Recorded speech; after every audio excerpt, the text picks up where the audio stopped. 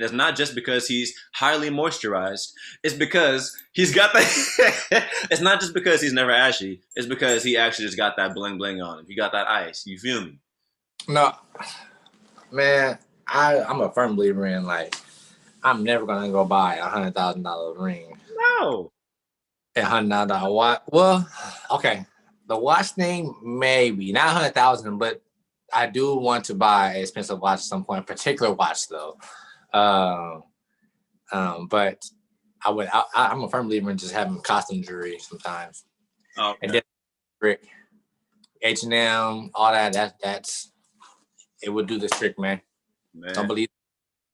Trust me. I feel that. Look, especially if I'm rich, like, why do I need to go and spend $80,000 on a necklace when people who are close to me already know Matthew got money like that? If he wanted to have a necklace like that, he could. Either way, my thing is, if it looks good, it doesn't really matter. Yeah. Don't buy expensive, man. Stay within your means. Come on, man. Stay within your means. All 2021, we come with that energy. Shout out to the cheap jewelry, bro. I love it. I be sneaking the cheap jewelry on set for photo shoots, and you can't tell it's cheap jewelry. You just be like, oh, Matthew's looking shiny right now. What's poppin'?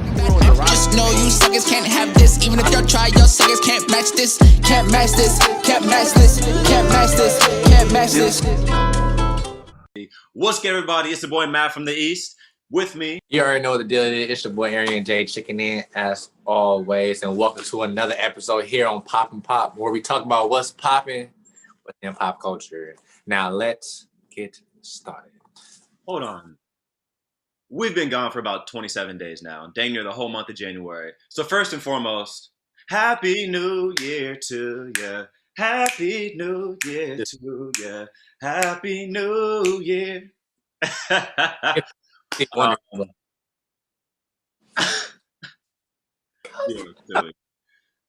about that, you guys. We have been missing in action for a solid minute. We had some stuff going on, but we are here. We are here now, and we are here to deliver smiles, to enlighten, and to engage you with the tomfoolery that we all love and enjoy from Brother Matt and Brother Arion. So thank you for joining us as we have entered year 2021. No, man, I'm excited, man. It's the first one of the year, so I'm excited. I'm excited. Yeah. So, all right, let's get into it. My goodness. First and foremost, it's crazy how quickly 2021 has already approached. Like, low-key, I want to even say, let's all just throw away all this crazy stuff that happened from last year. Not forget, but throw it away as if, like, it didn't happen. For example, I'm still 25. For example, nobody else aged like that. For example, everybody who got wrinkles in 2020 due to the stress, let's just like hop in the time machine real quick and make sure that it didn't happen as we move into 2021. Because that was a lot that took place. Like, it's crazy even have to realize that it was a year ago that Kobe passed. A year. If Brother Arion didn't tell me a couple weeks ago, I really would have thought it was like 4 months ago. So serious. Man, I don't. Wow. That day that happened. I mean, I could not believe what I was seeing and hearing. And my mom initially told me, I was in church, and she told me, she's like, Kobe Bryant passed. And I was like, what do you mean? She said, he died in a helicopter crash. I'm like, you're lying. Like, come on now. Like, that don't make no sense. Kobe is a GOAT. Like, you know, like, this is the Black Mamba. You know what I mean? Like, no, it happened. And now we're here a year later. And although, you know, it's still a very painful memory, you know, it just comes to show that no matter how much money you have, the accolades you may achieve, and, you know, life is life. Yeah. God's will is God's will. So, I mean, RIP to Kobe, and shout out to Vanessa Bryant for staying strong through this whole situation and really managing the media in a way that's comfortable for her. And, you know, I just pray, you know, get through this whole situation, even losing her daughter at the same time. So, my goodness. And to all the other families, yes, who lost loved ones in that crash as well. It's a tragedy, and I'm sorry that you guys had to.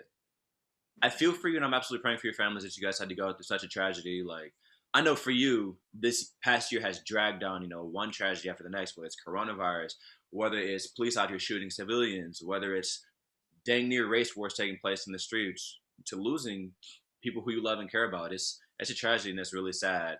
I did want to say real quick though, Brother Arian, sometimes tragedy happens and it's not necessarily God's will, but it's a part of the dysfunction, that we partake in. Like sometimes people choose to do crazy stuff, or sometimes freak accidents just happen. And yeah, it's really sad that that stuff happens. And I just want you guys to think that God wanted this to happen, because that's not necessarily always the case. That's true. Yeah. But that's a whole different conversation because that dive in deep into that. But overall, we're just thankful for life. We're here in 2021, moving forward. And speaking of 2021, Matt, so how has 2021 been so far for you personally? Oh man, that check-in almost slipped past me. I'm glad you mentioned that. How has 2021 been so far? I ain't gonna hold you. I learned a lot from last year about myself and about the way the world operates. Meaning, like, regardless of what's going on outside, life is going to continuously move, whether you're ready for it or not. And so, for me, what I've been on more so throughout the fourth quarter of last year was okay. As we're just moving from now on, regardless of outside circumstances, you need to do everything in your power to get to where you want to be.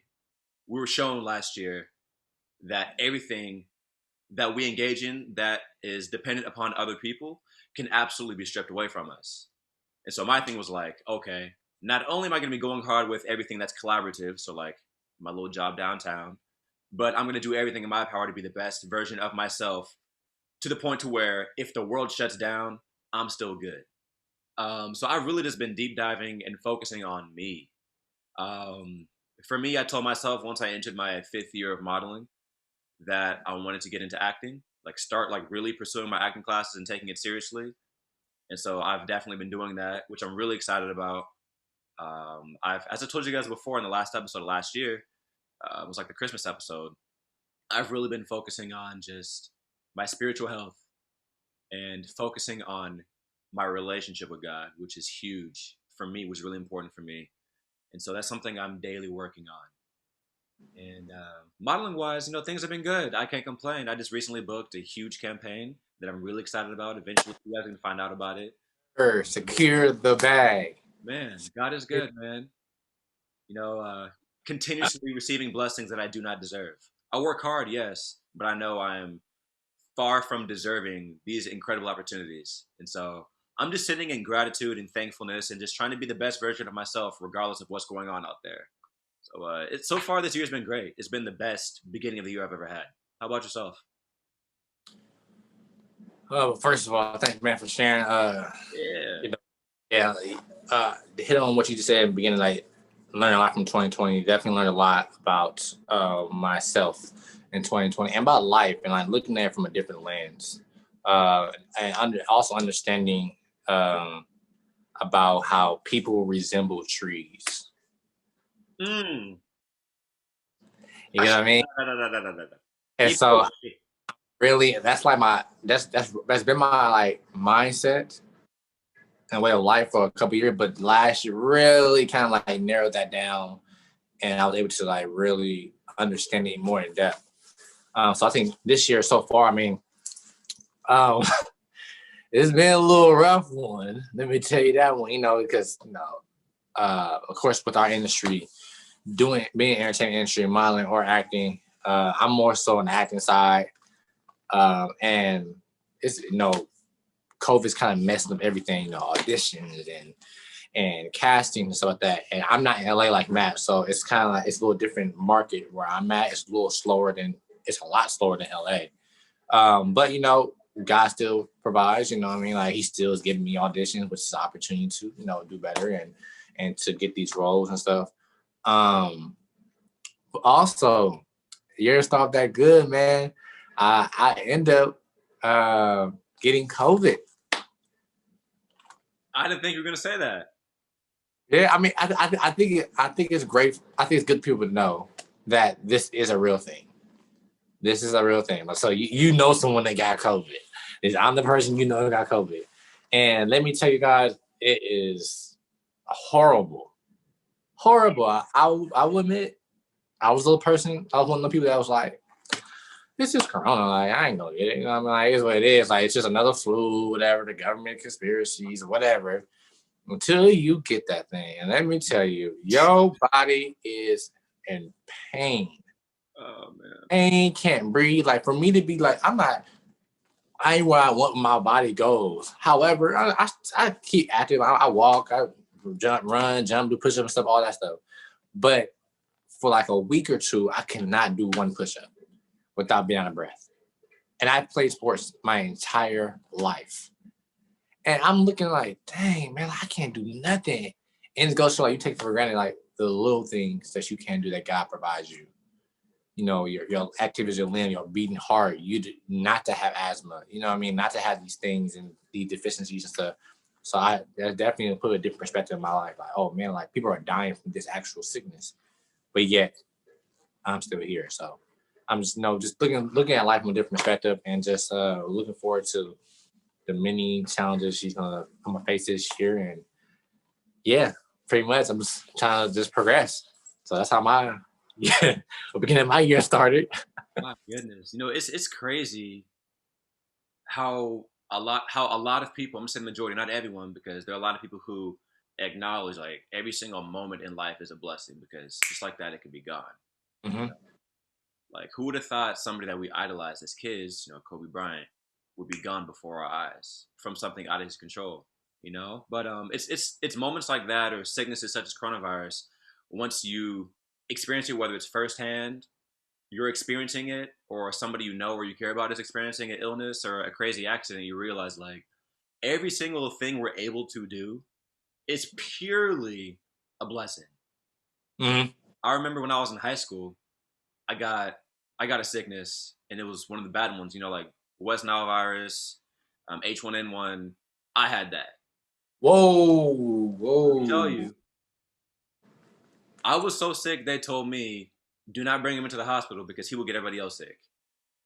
And so I understand the feeling. It's not the same. It's definitely not the same. But that feeling of you can't do anything is so real. And in that dark moment of my life when I had that, where just the sheets moving on my body, I will be in intense pain. I realized, you know what, God? Woo!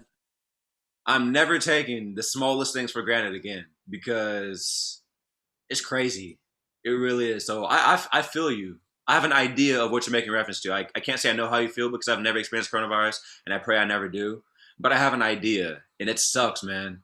Man, I couldn't get out the bed. Like my whole back was just I just shattered. Like I said, did I pull something? Like, what did I do? And I'm just like, man, I lost my smell. Like, I can't smell nothing. Right? You know, black people, we love to smell good food. Man.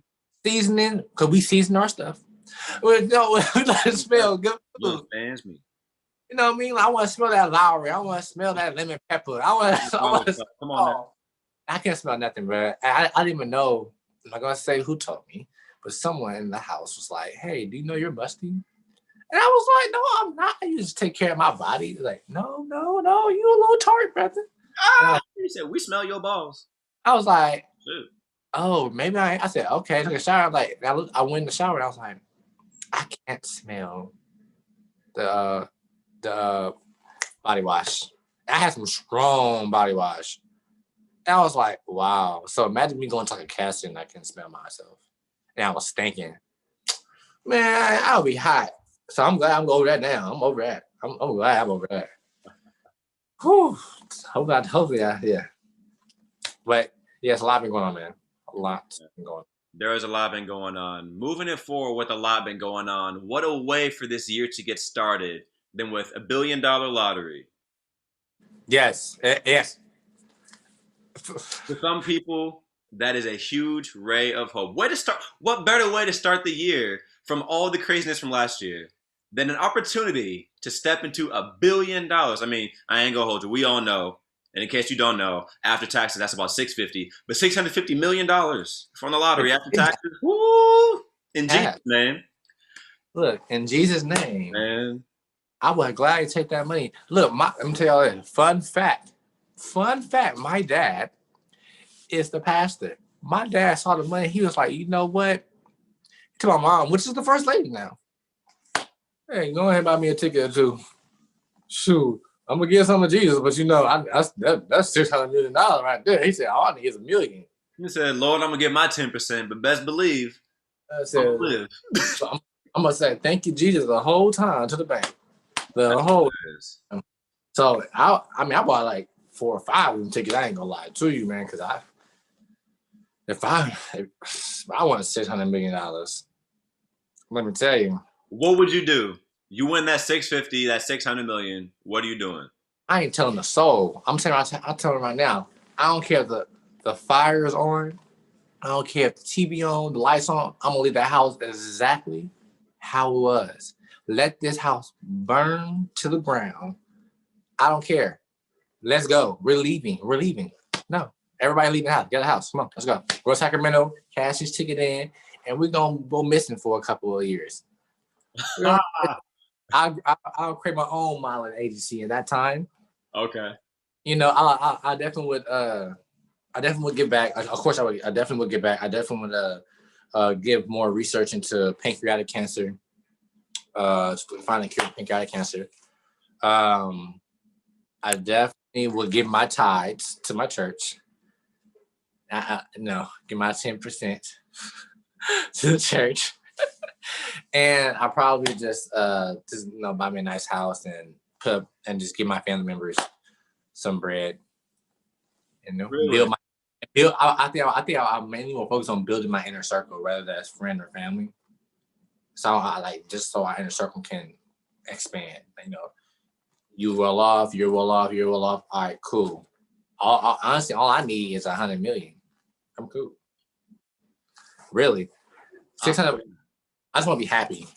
I just want to be happy with peace. That's it. And 100 million will get you that. That's all you need.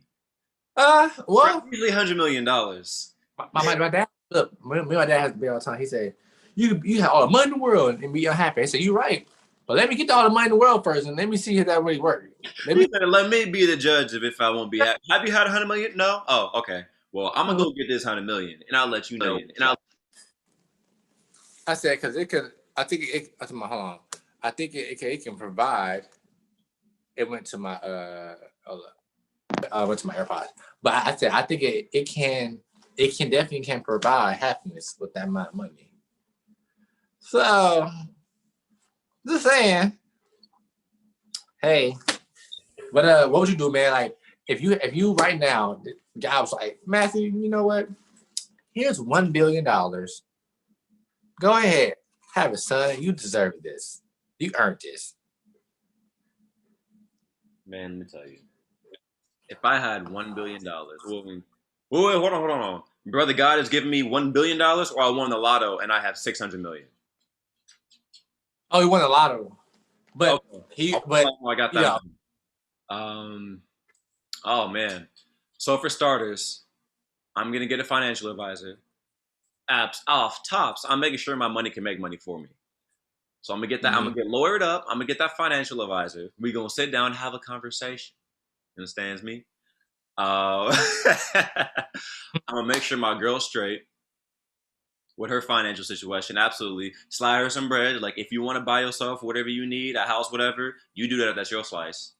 I'm gonna make sure Otis over here, my dog, he's straight. You understands me? We're gonna buy some stock in his favorite dog food. So, and that's gonna pay for his dog food for the rest of his life. Understands me?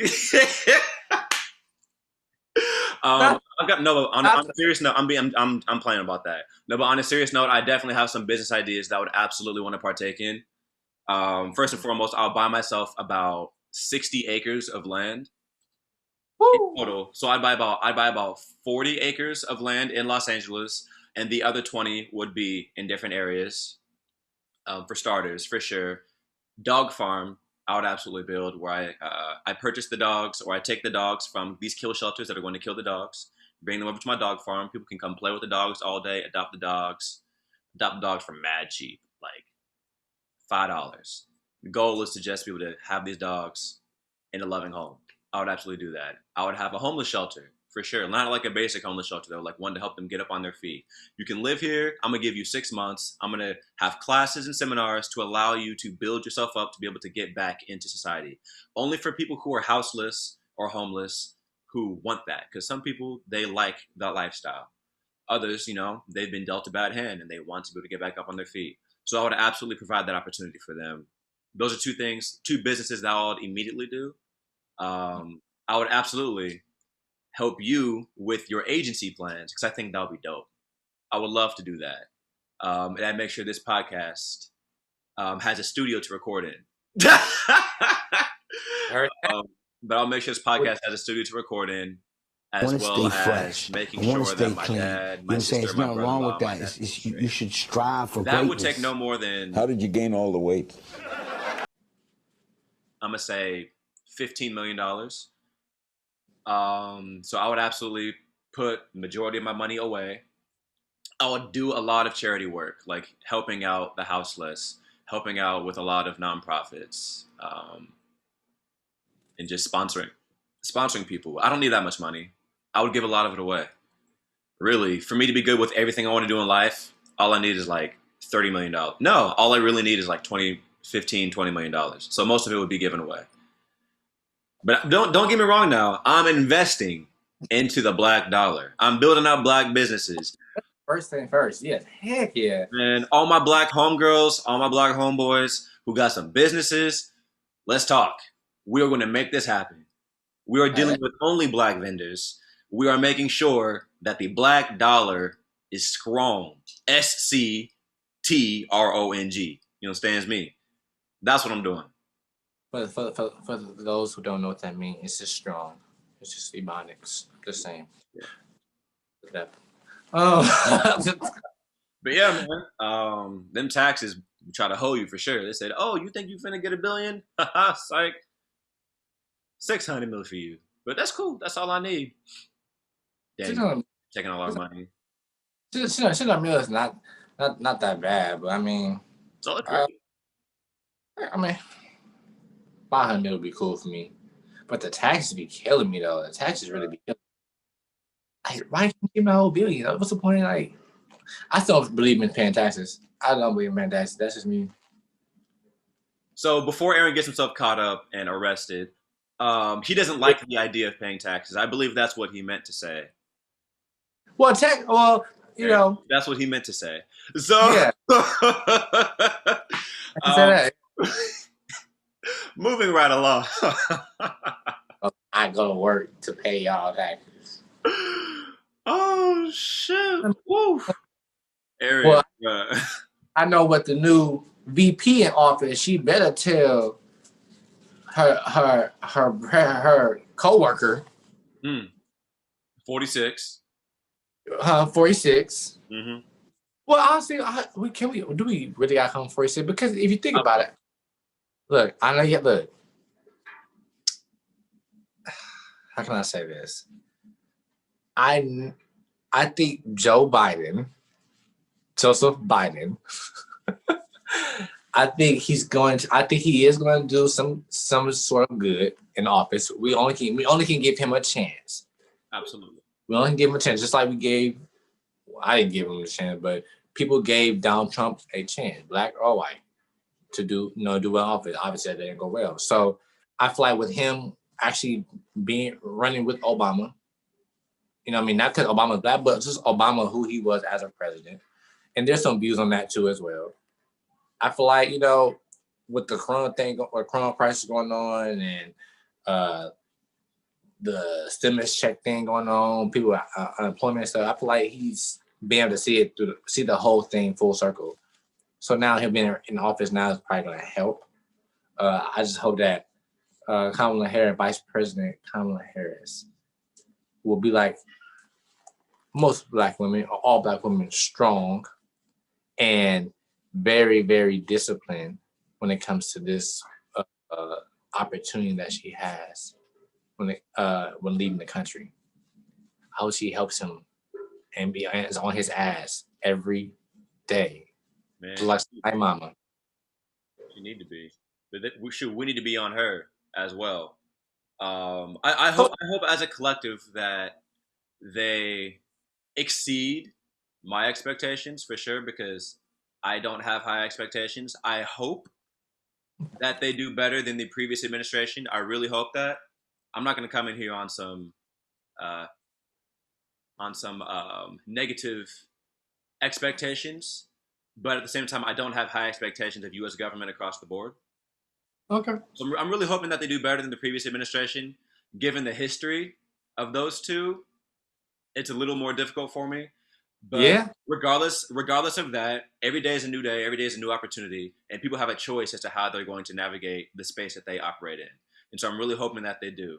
But I can say I am very much excited about little black girls, and I believe Kamala Harris is also Indian as well. Little Indian girls being able to look up and see somebody who represents them in the White House. I think that's awesome. You know, and I think representation does matter, but I think it's more important what you do with this opportunity representing these two ethnic groups. And so we'll see. We'll see how she does. And I really hope they nail it. I really hope they do. But she, see, yeah, and I have to agree. I agree with you when you're saying like just her being there and representing black people is, I mean, that right there is something. You know what I mean? But okay, just let's forget, not forget about her being black, but this, yeah, she's a woman. Yes. She's a woman in one of the most powerful positions in the world that has never been done. Which is very much saying a lot. That's a lot. So, and see, what people didn't understand about this election that just happened is that the power of black people.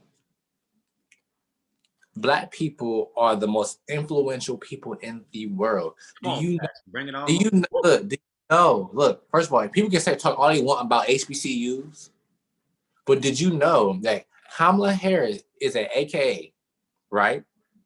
One of the first sorority, the first sorority ever, historically black college sorority ever made, right? Mm-hmm. One of the most prestigious ones as well. They all support her around the world. Black women, right? Right.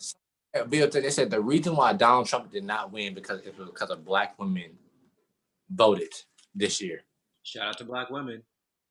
And I'm just like, bro, like, y'all influence that black people have. I feel like this was the year was, enough is enough. We have seen it. You have seen it.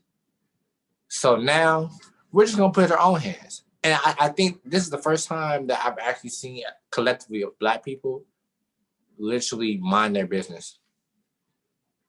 Is it really? Mind their business when it comes to what?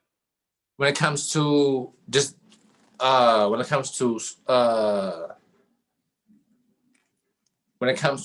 just overall, like when I mean mind their business, the thing that happened with the Capitol, right? Oh, I was so happy that it had nothing to do with us. Right. I said, black people this year, we literally focused on things that were like last year too. Like we have been focused on things that matter to us, that evolve around us. We're not worried about nobody else. We can care less about what they say about us, how they say it. We have been focusing on black people and the empowerment of black people only. Black dollar. It's more black CEOs now. There's more black millionaires now. I'm like, do y'all understand that y'all are starting to see the transition of black people worrying about their success rather than worry about than linger on with the issues that are going on in society. But that's the thing, though. The issues that are going on within society affect us being able to even try to mind our business because they affect our livelihood. Right. No, that's definitely true. Have to, like I get what you're saying, but like at the same time, I mean, that is our business because it affects our family. It's our business, but we're not letting this keep us from trying to do better. Absolutely not. Right.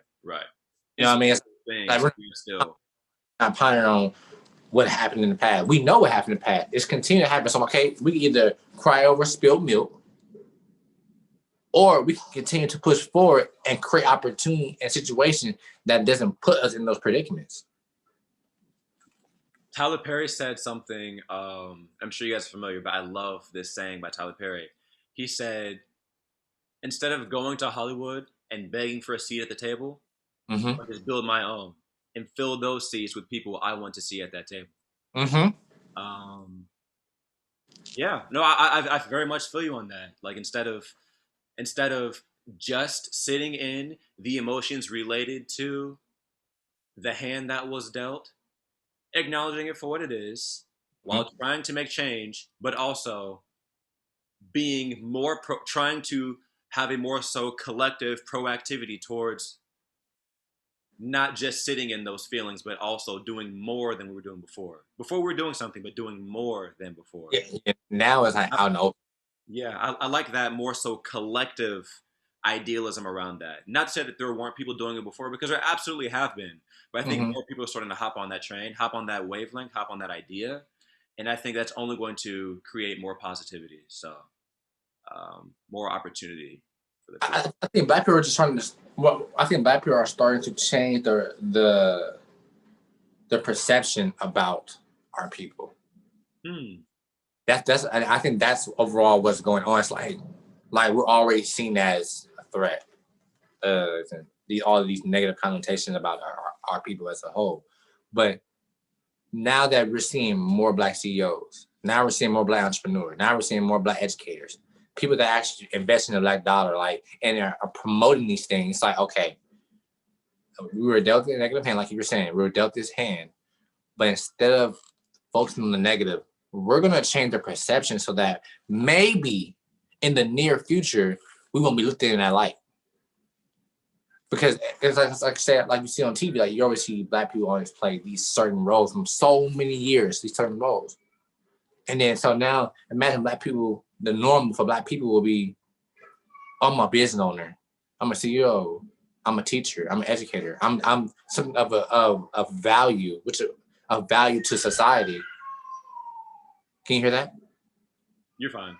Oh, I'm someone of value to society. So when you were casting me on these projects, I'm gonna play the doctor. I'm gonna play the lawyer. I'm gonna play the main role. I'm gonna play these things, and you start seeing more and more and more. That's like those small little 1% that we deposit into life. Overall, it's gonna achieve the goal that we want, pretty much.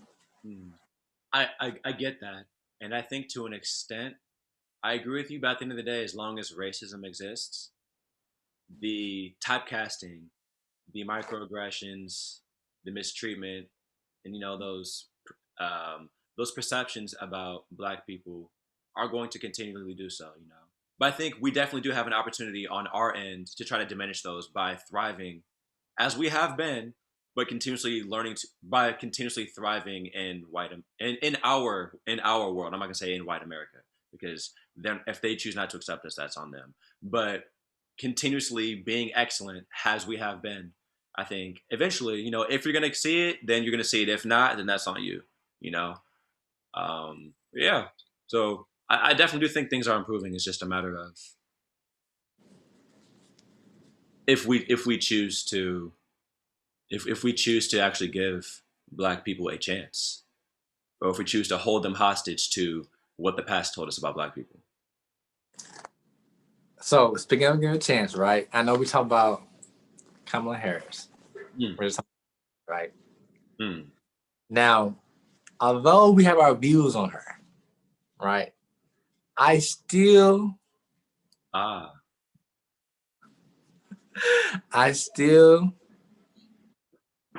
understand that one, she's a Black woman, right? So we have to give her a chance and to represent Black women and also represent Black people. But I have a question for you, and that I'm curious about. Do you think the new vice president will be cooking collard greens in That is a real question, because between both culture of Indian and Black culture, we're big on spices. We're big on spices, like on seasoning, on taste. So you think about how that West Wing could be smell like curry and lard at the same time. Yo, America.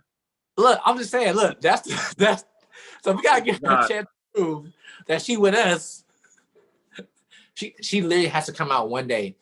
If she ever did this, it's so funny. If she ever came out the front door of the White House with some rollers on, a bonnet,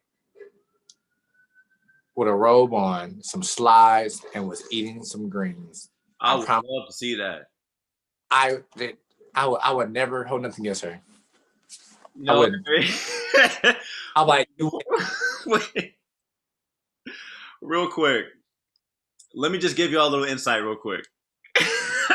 Yesterday, this man told me, oh, Matt, as we were reviewing the docket, he said, oh, brother Matt, I got something I want to talk to you about on the podcast. I'm not going to tell you what it is, but I got a good point to make. I have a good statement to make about the previous inauguration in this upcoming presidency.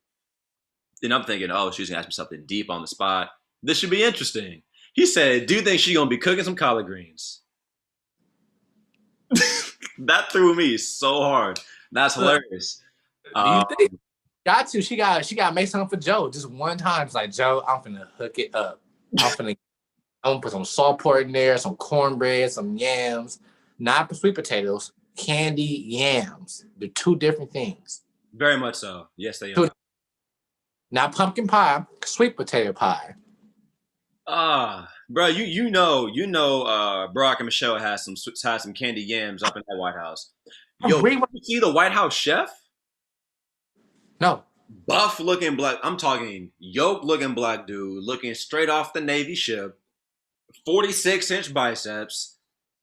I'm talking. He got a what you call them dogs? He got a pit bull neck. This dude. Yes, he's the chef. Right now? Yes.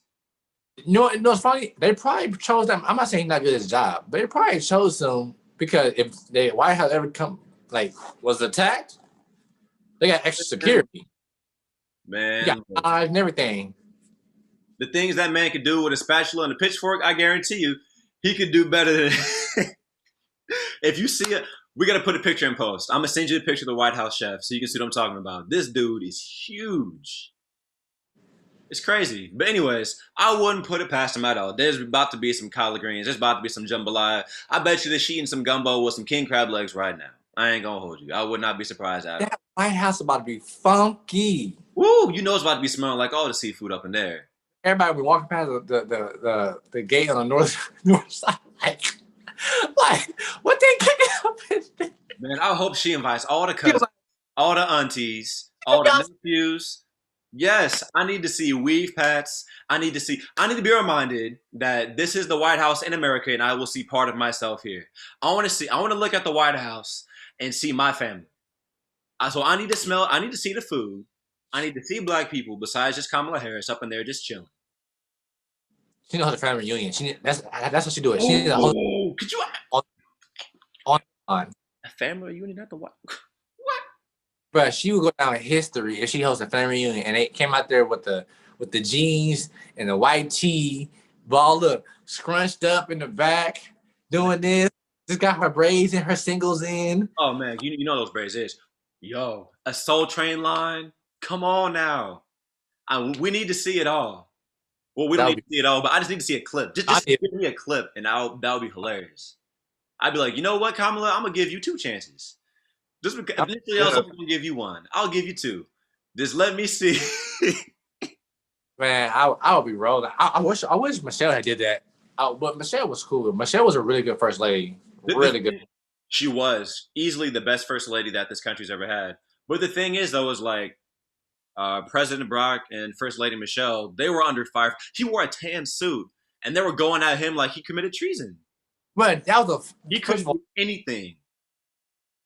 Anything. So I mean, after this previous presidency, bro, they got to be a little lenient with Kamala letting a little bit of her blackness out or her Indian side out, something. We black people, like we feel me, like I can't speak for all different races and nationalities, but black people, we got style. Come on, we have a sense of style. That tan suit was so cold because it was so. Bro, I'm like, y'all tripping, like, bro, y'all mad because y'all can't rock it like this. Y'all can't do it like this. Everything looks good on black skin. Exactly. I'm just like, come on now, bro. Like it just, yeah. That one thing I wish he would have done that it's kind of like it's. I'm a history guy, so it's been it's not a law, but it's like a superstitious thing. You're never supposed to have facial hair as a president. So I wish Barack would have grew a beard. I wish would have grew a beard and then line it up or have somebody here or something. Yo. That would have been that's on the case before he left. You see that meme of Barack with the fade and the beard? Look like Drake. Yes. Yeah. Oh my gosh. If his last month of his presidency, if he'll just walk out in that last press conference with a fade and a beard on some, I don't even care no more. Like if he walked rag, I would have been rolling with a cigarette right here. Tank top was like, all right, y'all, just what y'all want. Man, like y'all been talking this ish about me for the past 7 3/4 years. What? Is what you want to see? All right. What? I don't even care what none of y'all little funky reporters got to say. I'm here. Let's talk. What you want to know? That would be hilarious. Of course, I wouldn't. That's not professional. He should do it. He should get to the inauguration like that. I would have came to the inauguration just like that. Man, let me buy a ticket. With a beard, I would just be like, Michelle came to the inauguration. Did you see what she had on? Bruh, I saw this meme that said Michelle and them showing up to the inauguration, and it was her and Barack. Bruh. But nobody care about Barack no more. Michelle is like one of the most beloved first ladies of all time, all around the world. Yo, Luciano personified, drip personified, sauce personified. That's what Michelle Obama was looking like at that inauguration, bro. Oh my goodness. The burgundy and with the gold buckle. Come on now. She said, "Let me flex on him real quick. Let him know what it is." I told Barack, "Hold my rollers." Why was she? She walked in there like, "I ain't living here, but I'm here." I'm here. Dang. You ain't supposed to outshine the first lady. Man, speaking of first ladies, real quick, before we move on to the next thing, I just want to say, publicly, on the record, the most useless first lady to ever live in my lifetime that I've seen, that's not really to ever live, but the most useless first lady I have ever seen, Meliodas Trump. Whatever her first name is. Melantra, Meliodas, whatever her name is, it don't matter. She out of there. Bruh, she did a whole lot of nothing. But if you think about it, like, I feel like she was scared for her life. There is no way in the world a woman in a right mind would be with Donald Trump. There's no way, bro. Like, I feel like the way she talked scared, like she was like a robot. So like I heard one of her friends, or somebody who's close to her, I should say, I don't know if it was friend, family, whatever, but somebody close to her had actually put out like she only married him so she could get U.S. citizenship.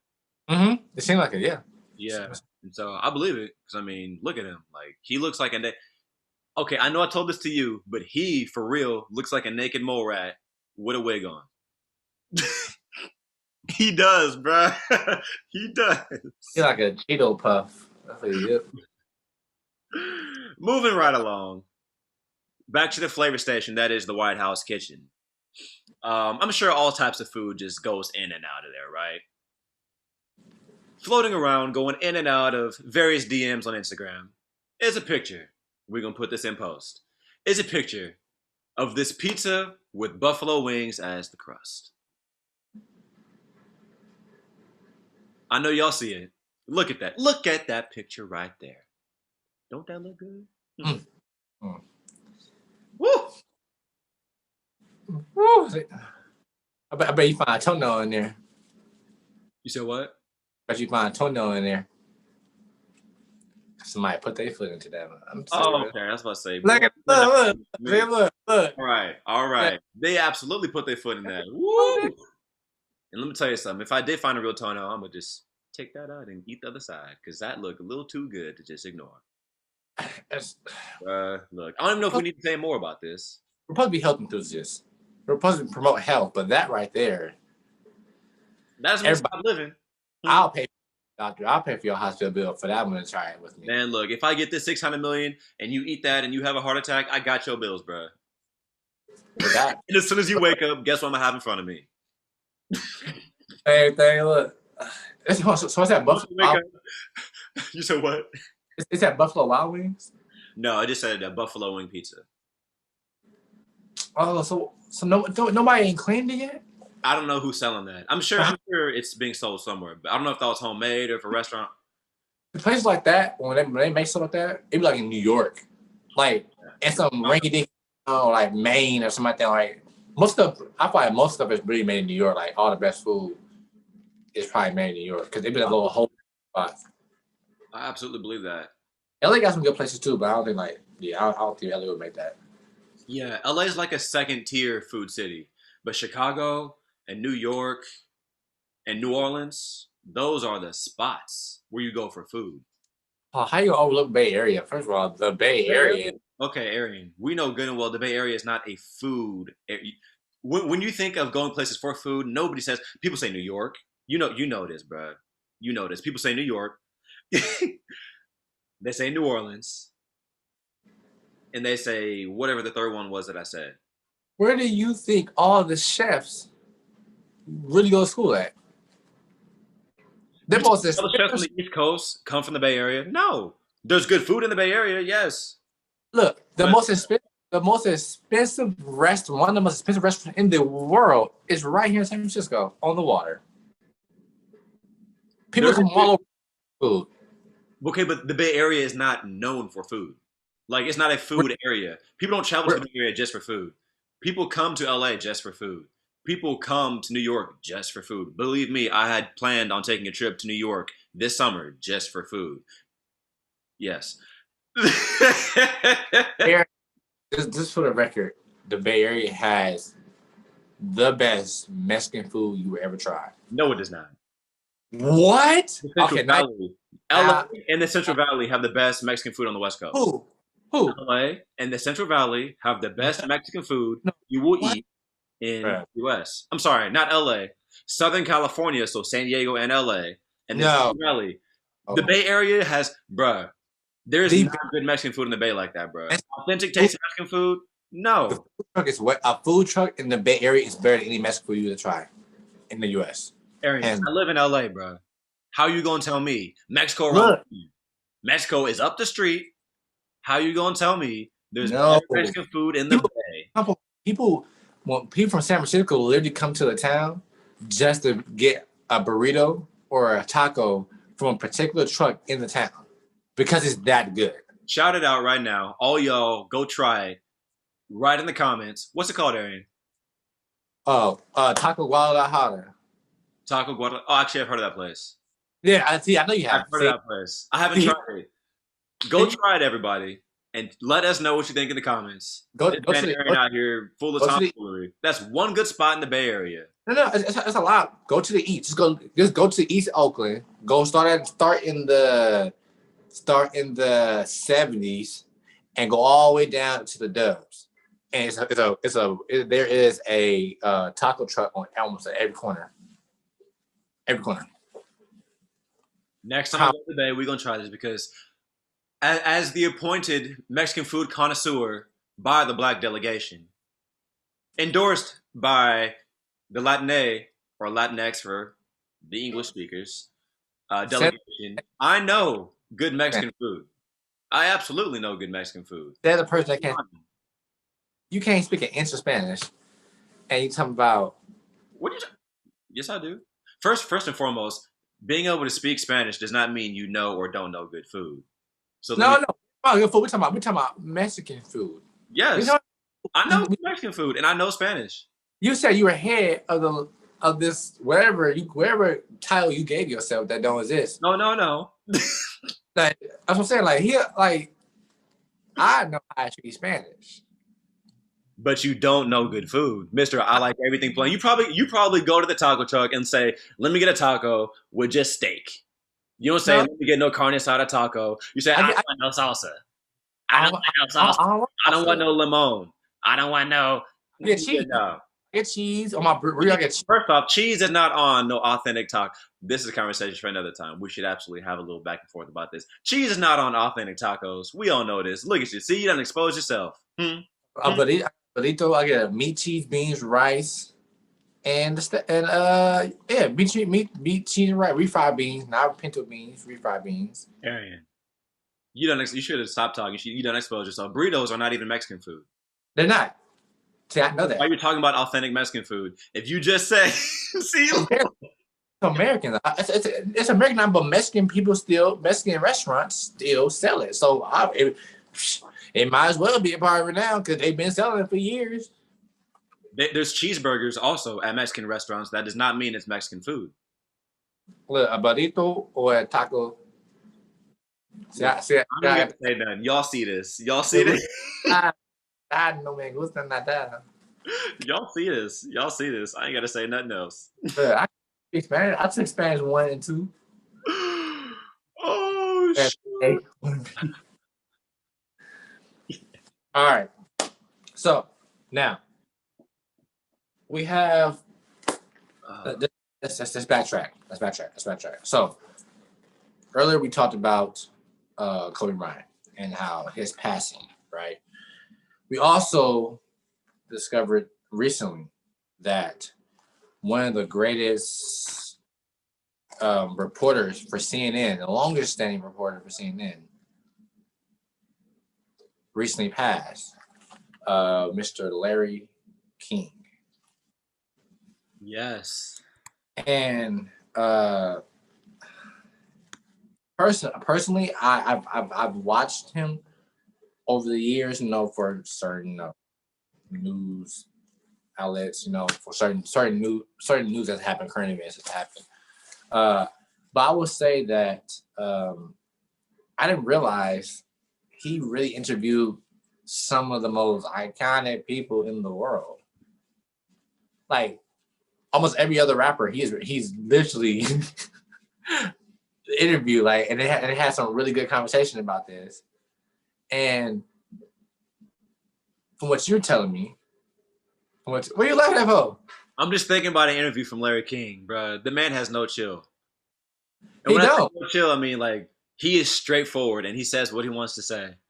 He's like Dave Letterman. This guy's a legend. I'm sorry, I didn't mean to distract by my smile, but I was thinking about the interview where Larry King he was interviewing DJ Khaled, and DJ Khaled was over here going on about how haters be trying to hate, but he pushes on and he chooses to be great anyways, in spite of what other people have to say. DJ Khaled trying to be inspirational, and then out of nowhere, Larry King is just like, "So why haven't you lost the weight?" I don't know. He wasn't even talking about losing weight at all, and he just said, "So why haven't you lost the weight? Why are you still this big?" I want to stay fresh. I want to stay clean. You know what I'm saying? There's nothing wrong with that. You should strive for greatness. How did you gain all the weight? And it was so funny.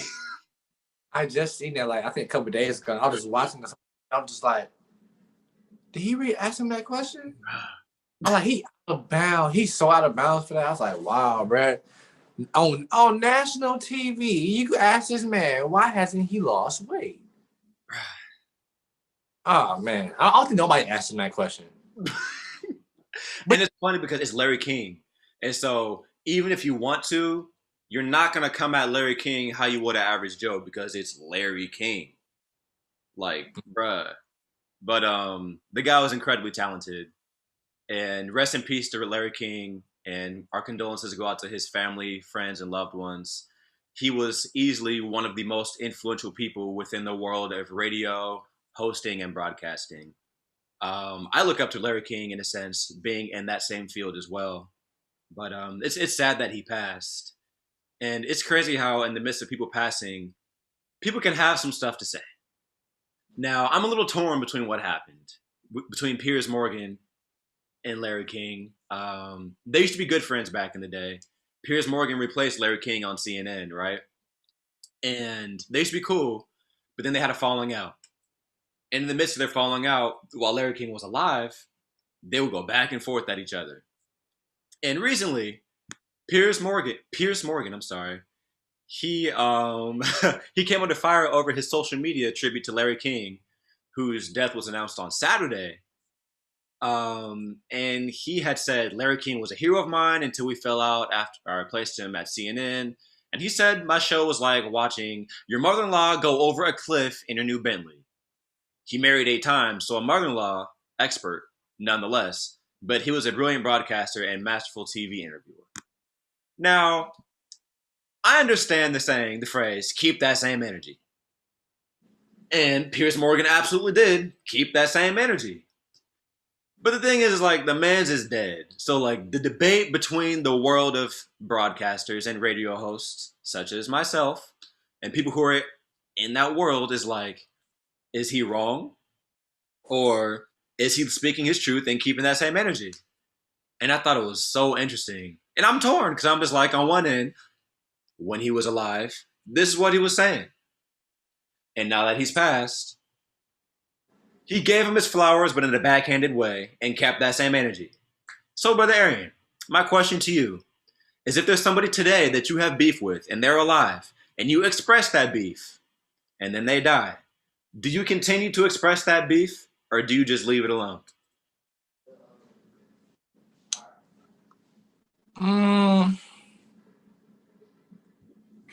I think it's pointless. I think it's pointless to express the beef when they're dead, because it's like you're arguing with yourself now at the point. And number two is like, Hear you. huh? He can't hear you. They can't hear you. I mean, but I do believe in keep that same energy, as you do. However, I feel like the only reason why people argue on social media is to get attention. So the beefs that people have, they can literally have in private. They can call each other. This is true. Just so when people be beefing on social media, I'm like, why? Like, don't you got this man number? You rather throw subliminals at him than to just call him. And now that you can't, you're still doing it. I mean, you have nothing better with your life to do. You know what I mean? So I think maybe they made up, because it's like, I guess he threw like a little joke in there, quote unquote, a little shot, and maybe that's the relationship. Like, that relationship. I mean, what we know from the media is like, oh, you guys are still beefing, you guys are still beefing. Well, we really don't know the extent of their relationship. This is very true. For all we know, they could have made up, and they just throw jabs at each other. And I know for sure, for me, comedy and humor is a way of coping in the midst of a sad moment. So they used to be friends. So maybe he was throwing a joke out there, as they always would with one another. But we're just out of the loop, and we just don't know. Mm-hmm. That's a solid point that I did not think about. Yeah, I was thinking about it. I was watching this. I don't watch YouTube couples, by the way, but I follow one of them. Whoa, one of the guys. He's a model. You know Don Benjamin. Mm-hmm. Yeah. So you remember his girl he was with before, Leanne, whatever her name was. I only knew he was with Leanne because I used to follow Leanne back in the old days of Vine. Yeah. So anyway, so they got engaged, right?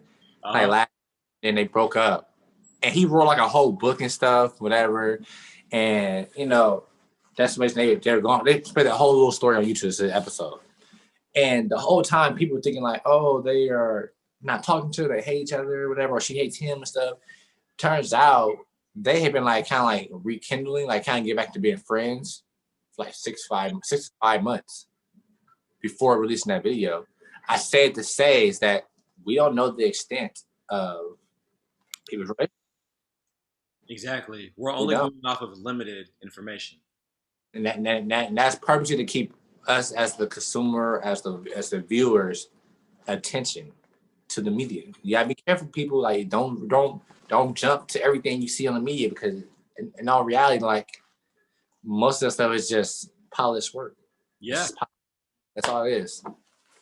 I love that you said that. I 100% agree with you. Yeah. It's interesting how things work, There's always more than just an A and a B perspective. There's many different perspectives and outlooks to a situation.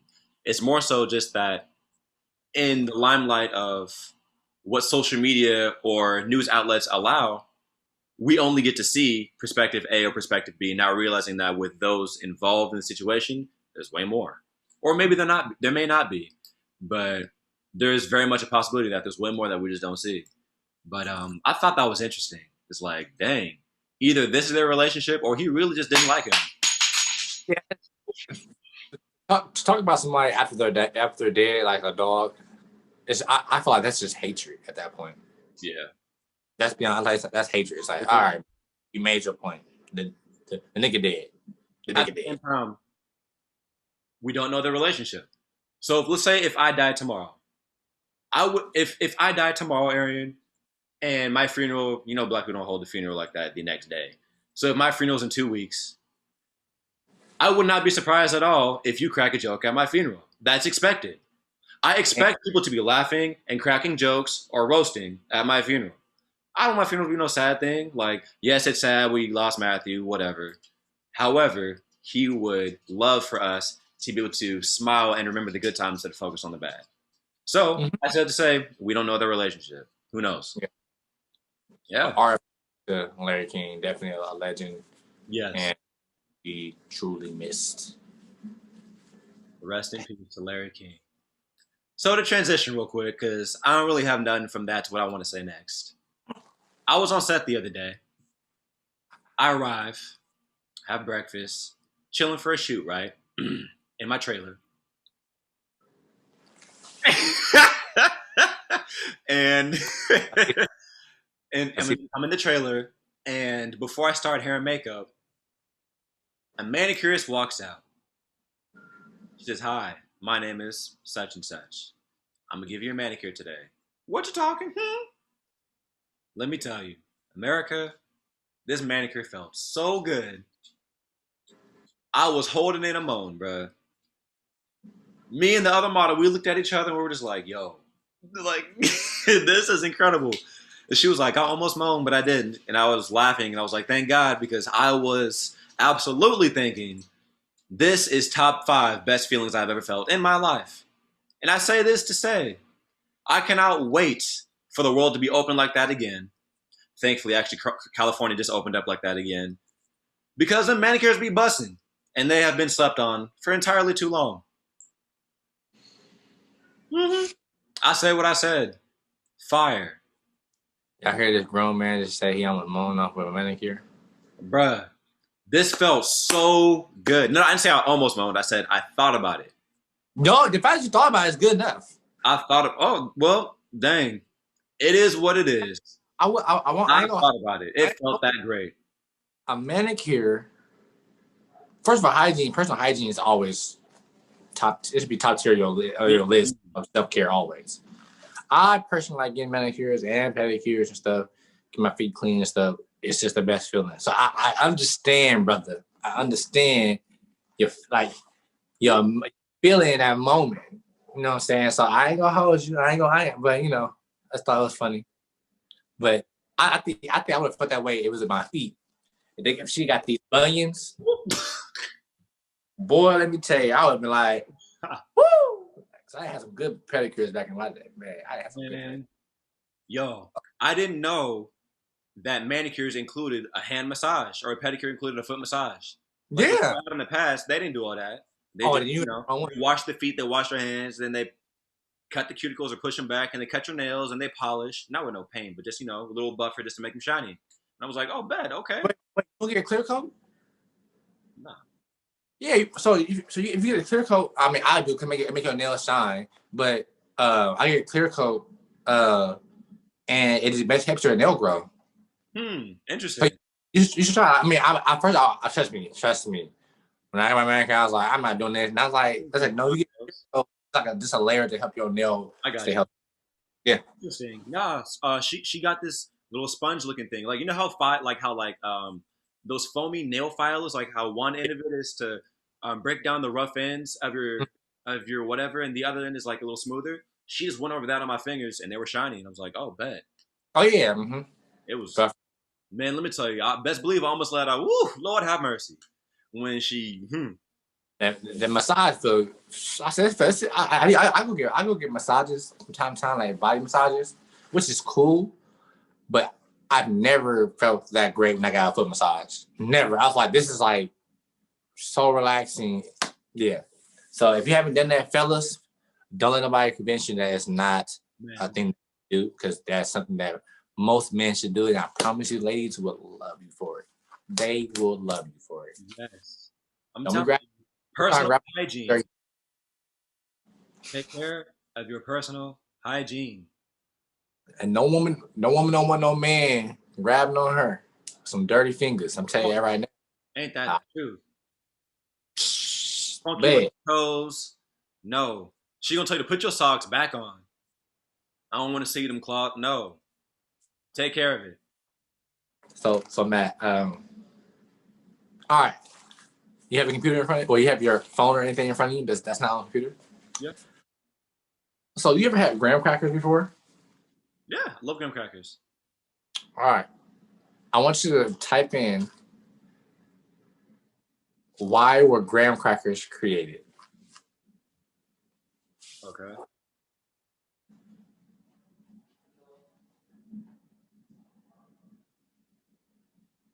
Look at why.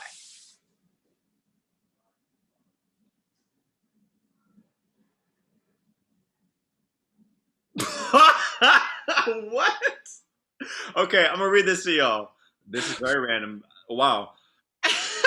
These sweet perforated crackers came into existence by the hands of evangelical minister Sylvester Graham with the goal of controlling your sexual desires. Imagine that. Graham crackers as a form of birth control. Yeah, it slows your sex drive down, people. Are you serious? Yeah, so that was the reason when they were created. Shit, I ain't finna eat them no more. It said that meat actually enhances your sex drive. Red meat and meat in general enhances your sex drive. Fried meat, however, does the opposite. It lowers your testosterone. Fried meat. Really? Yeah. No wonder I'll be like this all day. Like I'm eating fried meat. No, but for real. But that's interesting. Graham crackers. I was sitting there. What in the world? That makes so there's give people reaction to it when they looked it up. I'm going to ask you at the beginning. That's the question I was going to ask you. Oh, that's what you're going to ask me. Okay. That's what I'm going to ask you. That's funny. What? That's why. Yo, graham crackers. Who would have known, huh? Man, look, I love graham crackers. I ain't gonna hold you. There's these Scooby snacks. They're shaped like dog treats, but they're Scooby snacks, and they're this cinnamon flavor Scooby snack. It's a graham cracker. I like those. Yeah. Man, those are so fire, bro. Yeah. So and if those suppress your sexual desires, and shoot, well, don't go on your honeymoon with nothing eating graham crackers. You ain't gonna like it. That's hilarious. Oh shit. Hey, just get it up. I don't want to. I don't know. It's broke. Like, I don't want to. It ain't happening. You better bring some Viagra on that with it.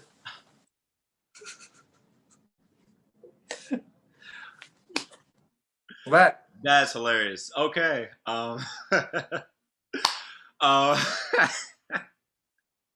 So California's back open, right?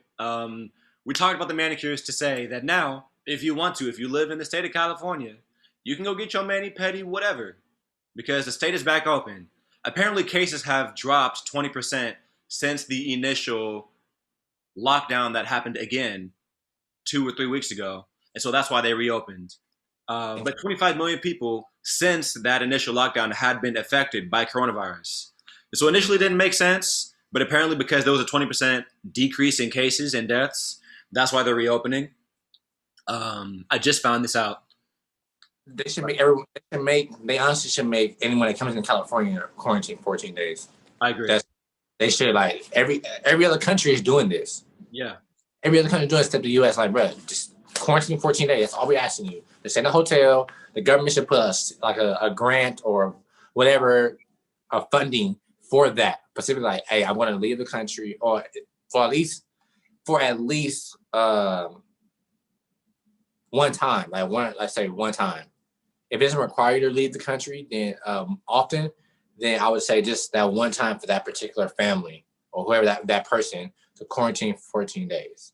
Shoot. Anytime you want to leave your coast or your state, Your state, just quarantine, it's please. not. Yeah, it's numbers are dropping, so they say.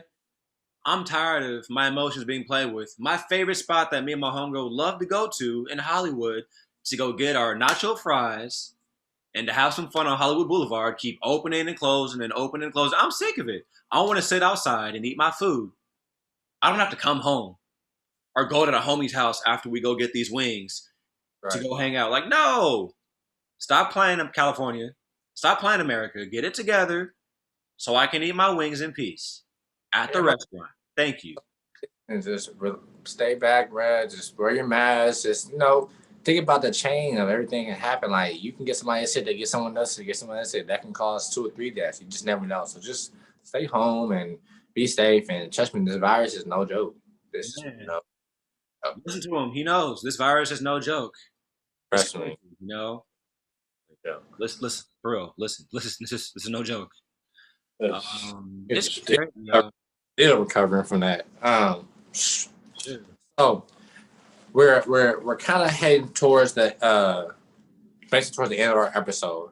So what we're trying to do, we're gonna ask a question that kind of not wraps everything up, but kind of leaves you guys with something fun and more, just leaving the episode with a good taste in your mouth.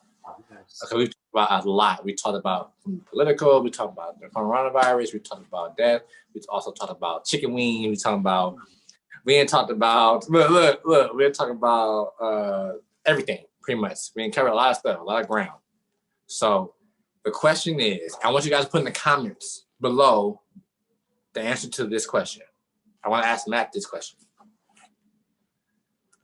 If you were stranded, would you rather be in the ocean or would you rather be in the desert? Question.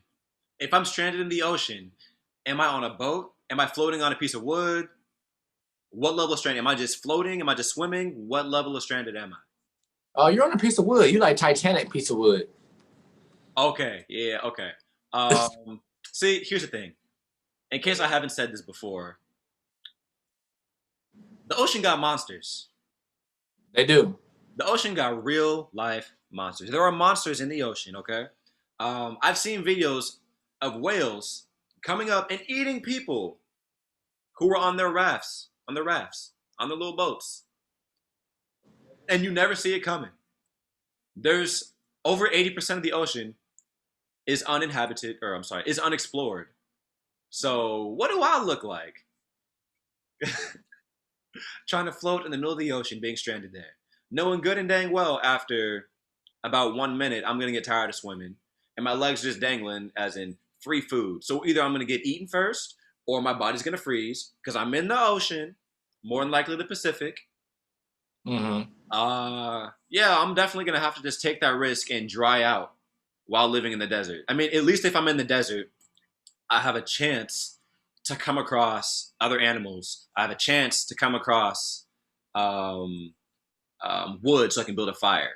I have a chance to come across a camel so I can not just waste all my energy. I can have something to walk on. Or if I have to make a fire and have to kill something, I can eat that. But if I'm in the ocean, I can't build no fire. I'm going to freeze to death. And I'm going to be terrified. Terrified. Have you ever seen barnacles up close? They're monsters. They're scary. No, thank you. I'll take the desert for 300, please. That's my final answer. You said a barnacle? Have you ever seen a starfish up close? Bruh, starfish are weird. Bruh, starfish are like... Nah, starfish eats. I haven't. When you get 10, look it up. It's a story. But, okay. How about you? I personally, it's my views on it. The water, absolutely not. Niggas don't swim. You don't swim? I don't swim. I don't like the water. I go swimming, but I don't like the water. Okay. I don't like the water. This time I went to the ocean because I went parasailing in Hawaii. Right? I don't like heights either. And I don't like the ocean, but I did both to overcome a fear. I was 1,000 feet in the air. Woo! But it was the most blissful time I've ever had in like 10 minutes. Yes. Parasailing. That's the one where the boat's pulling you, and Mm-hmm. you're on the little kite thingy, and you're flying in the air. Yeah, you're sitting down. Yep. You were 1,000 feet in the air. $1,000 in there, and that it's high. You were distance. You some distance. So this is what got me scared of that. So when I went in the we're 1,000 feet. He brought us down and put it back in the air.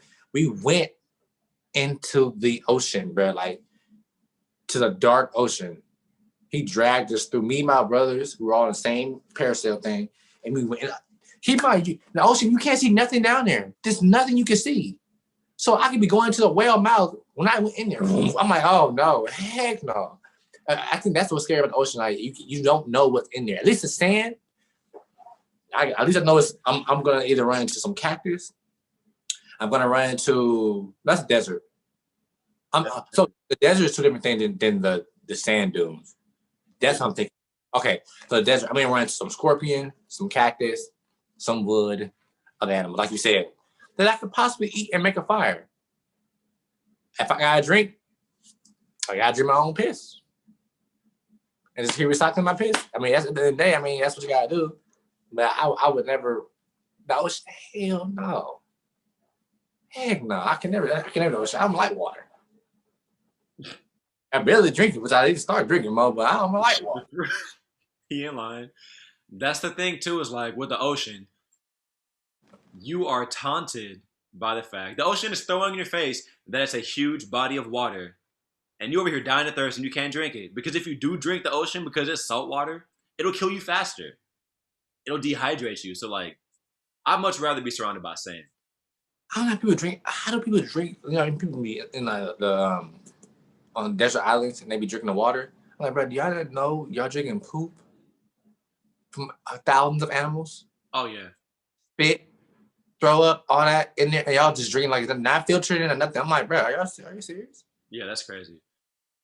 The few moments where I've been in the ocean and water got in my mouth, I immediately wanted to throw up because it was disgusting. It felt like I was eating. It gave me flashbacks of times where like I ate chicken from somebody who didn't know how to season chicken, and so they just loaded it with salt, and I was just like, "What are you doing? Why are you doing this to me?" And so every time I get salt water in my mouth, I get that disgusting feeling, but I feel like I'm also dying. So that's crazy. Hey guys, let us know in the comments, you know, what your decision will be. The ocean or the desert, and why. Also, we've talked about a lot of topics today, so make sure you guys express how you feel about these topics. If it's something that you think that we didn't go over, or it's something that you don't agree with, let us know so we can have that discussion. Also, remember to subscribe, like, and share this video, and also follow us on IG platform, or IG handles, I should say, in the links below. Thank you, and we're back. Sorry for the long wait, but life comes first. But we're back, and also this video is gonna be uploaded right before Black History Month. So in advance, happy Black History Month to all our ancestors and those to come. Absolutely. Thank you all for joining us. Take care.